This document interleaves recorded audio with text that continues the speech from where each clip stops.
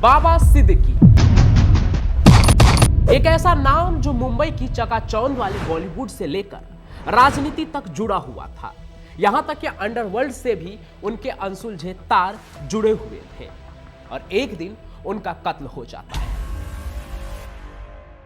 एक ex minister का कत्ल, वो भी मुंबई में, और नाम सामने आता है बिश्नोई गैंग का। देश के सबसे बड़े गद्दार कौन है? वो है अनमोल और लॉरेंस, ठीक है ना।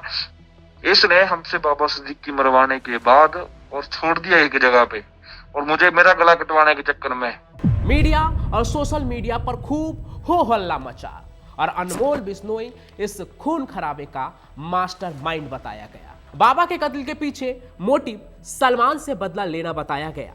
यहां तक कि जिशान सिद्दीकी ने भी बिश्नोई पर इल्जाम लगाया और कार्रवाई की मांग की। लेकिन क्या सच में मामला इतना सीधा है कि बाबा सिद्दीकी के मौत के पीछे सिर्फ और सिर्फ बिश्नोई गैंग है? क्या हो अगर मैं कहूं कि अनमोल बिश्नोई बाबा सिद्दीकी के कत्ल के पीछे असली मास्टरमाइंड नहीं है, बस फुटेज ले रहा है? नहीं, मतलब अभी तो केस ऑनगोइंग है और अकेला बिश्नोई गैंग तो बाबा सिद्दीकी का दुश्मन नहीं था ना। बाबा सिद्दीकी की शख्सियत जितनी बड़ी थी, दुश्मनी की लिस्ट भी उतनी ही लंबी थी और उतना ही विवाद था उनकी जिंदगी में, काम से लेकर राजनीति तक। और कत्ल के पीछे उतनी ही कॉन्स्पिरेसी थ्योरी भी है। मतलब लॉरेंस के फेम की वजह से बाबा के कत्ल के पीछे सिर्फ अनमोल का नाम है, लेकिन कत्ल के पीछे कई और एंगल भी है। अब ये बात आपको हैरान कर सकती है, पर सच्चाई यही है कि पुलिस अभी भी कई तरफ से मामले की तह तक जाने की कोशिश कर रही है। बाबा के मर्डर की इस पेचीदा गुत्थी में कई लोगों पर शक है। अनमोल और बिश्नोई गैंग प्राइम सस्पेक्ट है, पर इस कत्ल के पीछे शक की सुई अंडरवर्ल्ड, पॉलिटिक्स और यहां तक कि बिजनेस राइवलरी के तरफ भी घूम रही है। और अभी तक पुलिस ने तय नहीं किया है कि असली कातिल कौन है। बस उनके पास हजारों पन्नों का चार्जशीट है, लेकिन कातिल की तलाश अब भी जारी है। पता लगाया जा रहा है कि गोलियों के पीछे असली दिमाग किसका था, सिर्फ अनमोल बिश्नोई का? क्या इसके पीछे और कोई साजिश थी? सवाल अब भी बरकरार है कि बाबा सिद्दीकी का असली कातिल कौन है। इसलिए आज इस कहानी को समझने के लिए हमें एक एक करके उन सभी पॉसिबल एंगल को खंगालना पड़ेगा जिनसे बाबा सिद्दीकी के कत्ल का राज जुड़ा हो सकता है। आइए शुरुआत अनमोल बिश्नोई से ही करते हैं कि आखिर वो इस कत्ल के पीछे प्राइम मास्टरमाइंड कैसे बन गया। सबसे पहले बात करते हैं सरकारी राय की।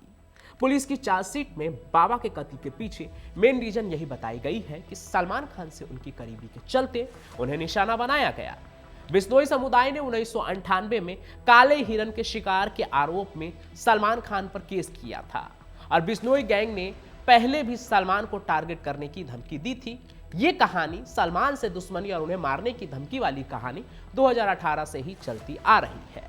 जब सलमान की सुरक्षा बहुत कड़ी हो गई तो गैंग ने सोचा उनके करीबी आदमी को मारना ज्यादा आसान होगा। लॉरेंस के बाद अनमोल बिश्नोई इसी गैंग का सरगना है। पुलिस को कुछ सुराग मिले, कत्ल की साजिश अनमोल ने रची और बाबा को मारने का हुक्म दिया ताकि सलमान को डराया जा सके। शुरुआती पुलिस जांच में सामने आया कि 3 अनजान हमलावरों ने बाबा सिद्दीकी का पीछा किया और उन्हें कई गोलियां मारी। आरोपियों ने बाद में यह कबूल किया कि उन्होंने ये काम पैसे के लिए किया था, यानी कि ये एक तरह से कॉन्ट्रैक्ट किलिंग था। सुपारी कहते हैं ना कि सुपारी दे दो, वैसा कर। पुलिस को यह भी पता चला कि शूटरों से कहा गया था कि बाबा सिद्दीकी को मारो क्योंकि वो दाऊद इब्राहिम और डी कंपनी से जुड़े हैं और अनुज थापन नाम के एक आरोपी की मौत में इनका हाथ है। अनुज थापन को पहले सलमान खान की सुरक्षा पर गोली चलाने के मामले में गिरफ्तार किया गया था और बाद में क्राइम ब्रांच की हिरासत में उसकी मौत हो गई थी। बिश्नोई गैंग को लगा था कि थापन की मौत में सलमान या उसके सगे संबंधियों का हाथ था, इसलिए उन्होंने बाबा सिद्दीकी को निशाना बनाया ताकि सलमान को एक पैगाम दिया जा सके। चार्जशीट के हिसाब से बिश्नोई गैंग के आरोपियों ने बाबा को इसलिए टारगेट किया क्योंकि उन्हें बताया गया था कि वो सलमान के बहुत नजदीक है और इसलिए भी क्योंकि सलमान पर हमला करना मुश्किल था, इसलिए उसके किसी करीबी को चुना गया। चौंकाने वाली बात यह है कि खुद बिश्नोई गैंग के एक साथी शुभम लोंकर ने भी सोशल मीडिया पर लिखा था कि बाबा सिद्दीकी का चैप्टर आज बंद हो गया है। उनकी मौत की वजह अनुस्थापन और दाऊद है, जो बॉलीवुड, पॉलिटिक्स और प्रॉपर्टी डीलिंग से जुड़े थे। कुल मिलाकर ऐसी ही बात पोस्ट में लिखी थी, आप स्क्रीन पर वो डिटेल में देख सकते हैं। तो एक तरफ से पुलिस को यही मेन लीड मिले कि ये कत्ल सचमुच बिश्नोई गैंग की साजिश थी, जिसमें सलमान खान से जुड़ाव को बड़ी वजह बनाया गया। उनका यह भी कहना है कि शूटरों को बताया गया था कि बाबा दाऊद इब्राहिम के आदमी हैं और थापन की मौत के जिम्मेदार हैं, इसलिए उन्हें गोली मारो। तो कुल मिलाकर इन सभी चीजों के बाद ऐसा माना गया कि यह कत्ल सिर्फ सलमान खान को डराने और बिश्नोई गैंग का डर दिखाने की एक चाल थी। एक तरह से आप कहें तो फेम लूटने की भी एक चाल थी, क्योंकि सलमान खान और उनसे जुड़े किसी आदमी को टारगेट करना मतलब नेशनल न्यूज बनना। खुद बाबा सिद्दीकी भी बहुत बड़े शख्सियत थे, राजनीति में भी, बिजनेस में भी, रियल एस्टेट में भी, और यहां तक कि बॉलीवुड के अंदर भी उनकी अच्छी पकड़ थी। इसलिए अनमोल बिश्नोई इस पूरे कत्ल के पीछे एक प्राइम सस्पेक्ट है। तो अगला शक एसआरए प्रोजेक्ट से जुड़ा हुआ था। एसआरए यानी कि स्लम रिहेबिलिटेशन अथॉरिटी का मामला जो था। बाबा सिद्दीकी लंबे समय से मुंबई में बड़ी बड़ी संपत्ति और रियल एस्टेट के कामों से जुड़े थे। खास करके बांडा ईस्ट के कुछ स्लम को दोबारा से बनाने में प्रोजेक्ट को लेकर उनका नाम कुछ विवादों में था। उनके बेटे जिशान सिद्दीकी ने सोशल मीडिया पर पोस्ट करके दावा भी किया था कि कत्ल के पीछे संपत्ति का झगड़ा हो सकता है। उन्होंने कहा कि उनके पिता गरीबों के घरों की रक्षा कर रहे हैं, इसलिए किसी को ये मंजूर नहीं था। इस दावे के बाद मुंबई पुलिस ने एसआरए एंगल की गहराई से जांच की, कई बिल्डरों और अफसरों से पूछताछ की, कागजात जुटाए गए, सबूत तलाशे गए, लेकिन जांच में पुलिस को ऐसी कोई ठोस जानकारी नहीं मिली जिससे ये साबित हो सके कि एसआरए विवाद इसकी वजह बनी। रिपोर्ट बताती है कि क्राइम ब्रांच को एसआरए विवाद ऐसा नहीं लगा जैसा कि इल्जाम लगाया गया था। जिसान के दावे के मुताबिक उन्हें कोई सबूत नहीं मिला। अखबार के मुताबिक 4590 पन्ने की चार्जशीट में भी एसआरए एंगल को पूरी तरह से खारिज कर दिया गया है। सीधे शब्दों में कहें तो पुलिस को कोई भी ऐसा कागज या गवाह नहीं मिला जो ये दिखा सके कि बाबा सिद्दीकी का कत्ल जमीन जायदाद के झगड़े की वजह से हुआ। इसलिए इस पहलू को जांच से हटा दिया गया। हालांकि इस कत्ल के पीछे एक एंगल ये भी है जिस पे तमाम कॉन्स्पिरेसी थ्योरी बनती है। तो अब आते हैं एक और पॉसिबल थ्योरी की ओर। बाबा सिद्दीकी के बिजनेस या प्रॉपर्टी वाले दुश्मनों का हाथ था क्या? मुंबई में ऐसी अटकलें भी थी कि बाबा सिद्दीकी के किसी बिजनेस वाले दुश्मन ने उसका कत्ल करवाया हो सकता है, यानी कि बिजनेस राइवलरी में तो कहीं ये कत्ल नहीं हो गया। खास करके 2015 की एक घटना पर ध्यान दिया गया, जब बाबा ने शिकायत की थी कि बांद्रा के एक बिजनेसमैन ने उन्हें धमकियां दी थी, जिसके पीछे छोटा शकील गैंग का हाथ हो सकता है। कथित तौर पर यह मामला था। उस केस में बाबा ने कहा था कि उस बिजनेसमैन ने छोटा शकील के गुंडे को बुलाया ताकि उन्हें कुछ संपत्ति छोड़ने पर मजबूर कर सके। करोड़ों का मामला था वो भी। बाद में पुलिस ने उस व्यापारिक व्यक्ति और छोटा शकील के एक साथी को गिरफ्तार भी किया था। अब इस कत्ल की जांच में पुलिस ने उसी पुराने मामले को दोबारा से खंगाला। इन्वेस्टिगेटर ने उस 2015 की शिकायत और उसके समझौते को देखा कि कहीं कोई कनेक्शन तो नहीं मिलता है, कि कहीं पुराने किसी दुश्मनी, पुराने किसी झगड़े की वजह से ये हत्या हुई हो।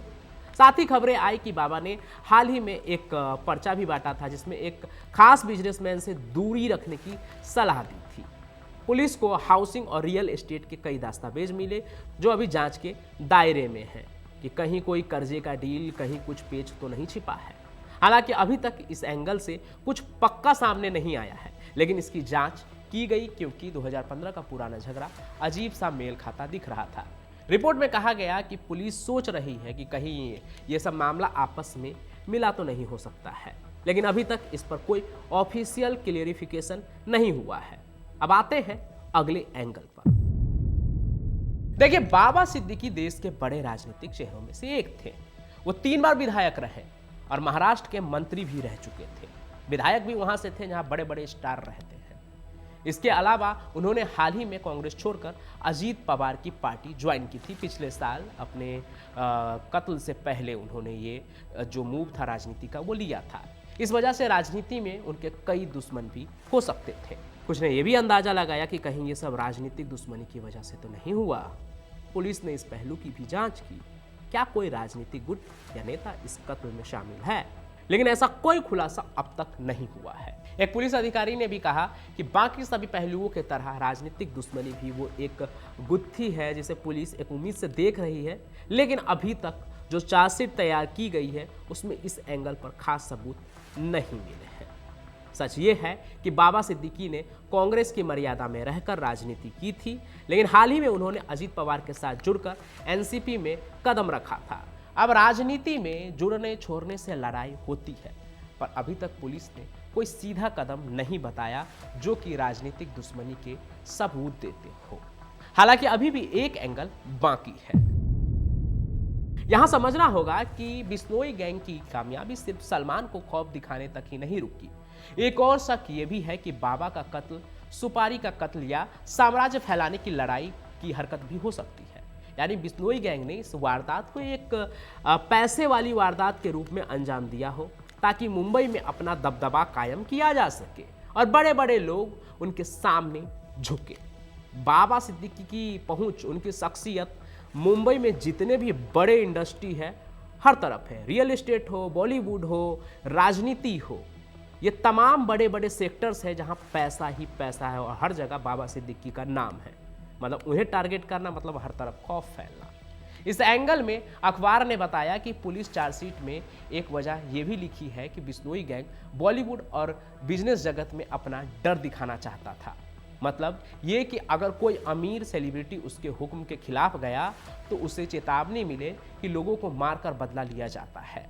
पुलिस अधिकारी भी कह चुके हैं कि अब तक लगता था कि लॉरेंस बिश्नोई गैंग बस धमकियां दे रहा था पैसों के लिए, लेकिन हमने अब देखना है कि आखिर कत्ल का हुक्म किसने और क्यों दिया। इस एंगल में भी पुलिस ने जांच की कि कहीं कोई बड़ा गैंग पैसा लेकर, सुपारी लेकर इस कत्ल को तो अंजाम नहीं दिया है। अब जो मेन इल्जाम है वो तो बिश्नोई गैंग पर ही है, लेकिन पुलिस ये पता लगाने की कोशिश कर रही है कि कोई और गैंगस्टर या बड़ा निशानेबाज इसमें हिस्सा तो नहीं ले रहा है।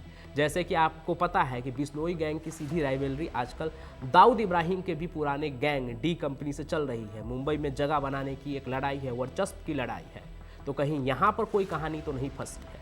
और ये जानकारी केस चलाने के लिए सबूत की तरह चार्जशीट में दर्ज की गई है। पर इतना तय है कि अब तक जिस पर सबसे ज़्यादा शक गया उसमें अनमोल बिश्नोई सबसे ऊपर है कि बाबा सिद्दीकी के कत्ल के पीछे असली मास्टरमाइंड वही है। बाकी सारे शक जो एसआरए विवाद को लेकर हो, श्रम वाले डेवलपमेंट को लेकर, या फिर किसी बिजनेसमैन या राजनीतिक दुश्मनी, पुलिस की चार्जशीट में ऑफिशियली इसे कुछ खास नहीं माना गया है।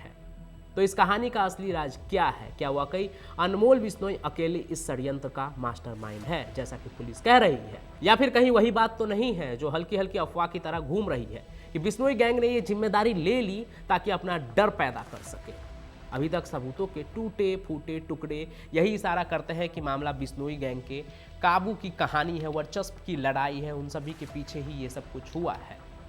फिलहाल ताज़ा चार्जशीट यही बताती है कि बाबा सिद्दीकी के कत्ल के पीछे बिश्नोई गैंग का बदला और सलमान से कनेक्शन ही सबसे बड़ी वजह थी।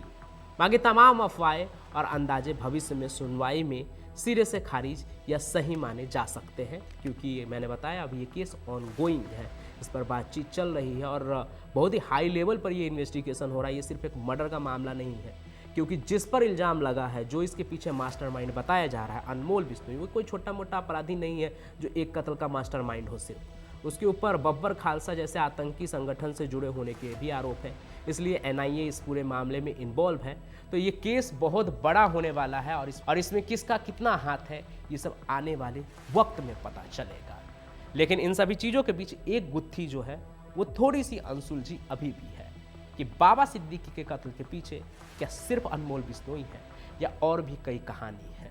हालांकि वो सब कुछ मैंने डिटेल में बताया कि अभी पुलिस की जांच में कुछ नहीं है, लेकिन थ्योरीज तो बनती ही है, लोग तरह तरह के सवाल उठाते ही हैं, कई कमेंट्स भी आते हैं।